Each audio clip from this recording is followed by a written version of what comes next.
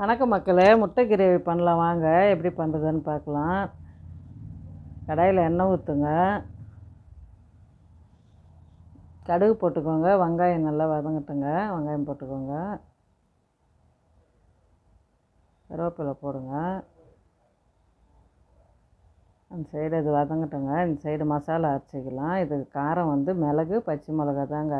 மிளகு காரத்துக்கு ஏற்ற மாதிரி போட்டுக்கோங்க. சீரகம், சோம்பு, முந்திரி, பூண்டு, இஞ்சிங்க நல்லா வதங்கட்டும்.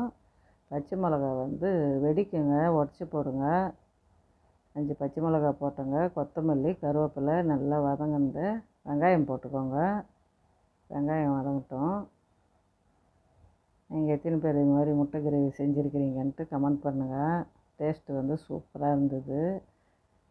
அது ஒரு மிக்ஸி ஜாருக்கு மாற்றிக்கோங்க ஆறுனதை. கொஞ்சோண்டு தண்ணி ஊற்றி பேஸ்ட்டாக அரைச்சிக்கோங்க.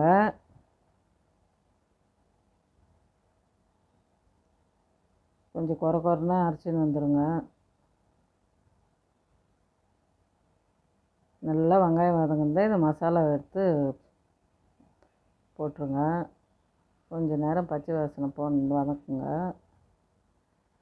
மஞ்சத்தூள், உப்பு போட்டுக்கோங்க. அவ்வளோதாங்க. காரம், மிளகாத்தூள் எதுவும் இல்லை. டேஸ்ட்டு அவ்வளோ அட்டகாசமாக இருந்தது. இட்லி, தோசைக்கு, சாப்பாட்டுக்கு எல்லாத்துக்குமே நல்லா இருக்குங்க. தேவையான அளவு தண்ணி ஊற்றிக்கோங்க. நான் கம்மியாக தாங்க ஊற்றினேன். கிரேவி மாதிரியே ரசம் இருக்குது. அது இது மாதிரி கீரி போடுங்க முட்டையை. ஒரு முட்டை 2 முட்டை போட்டாலாம் பத்தாதுங்க. முட்டை அதிகமாக போடணும். பசங்க அழுவாங்க, குழந்தைங்க. 6 முட்டை போட்டுக்கணுங்க. சூப்பராக கிரேவி ரெடி ஆயிடுச்சு. செஞ்சு பார்த்துட்டு கமெண்ட் பண்ணுங்கள். இன்றைக்கி முட்டை கிரேவி, கோழிக்கறி தொக்கு, ரசங்க. பிடிச்சிருந்தால் லைக் பண்ணுங்கள், ஷேர் பண்ணுங்கள், கமெண்ட் பண்ணுங்கள், சப்ஸ்கிரைப் பண்ணுங்கள்.